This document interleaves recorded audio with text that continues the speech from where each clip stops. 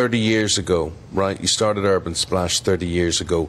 This was a very different skyline. This was a very different place. What was your ambition? What were you trying to do? And did you think it would end up looking the way it does now? That's a great question, Eamon. I mean, it's amazing being up here and seeing the city that we see today. But I first came to Manchester actually 40 years ago as a young student. And it was a very different city. And it was really a city of almost dark satanic mills.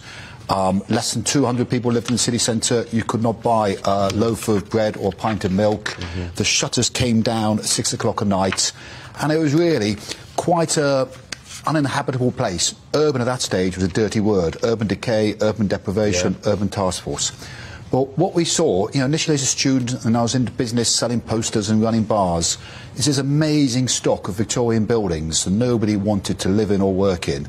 And so bit by bit, we started buying them very, very cheaply at the time and transforming them and bringing people back to work in the city centre, to live in the city centre, creating loft apartments, creating new areas of Manchester like Castlefield, where we are here, the Northern Quarter, New Islington and Coates, and really seeing the city come into its own with a great university, great cultural institutions, and seeing the city become what it is today.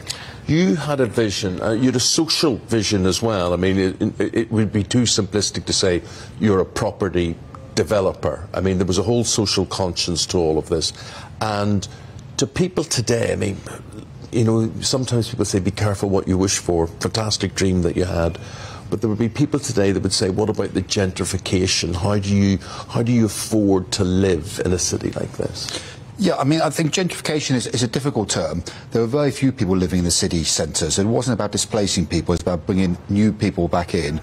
And where we've worked in communities like New Islington, we've been very careful to make sure that each of the existing residents get a right to a brand new house on the same terms. Yeah.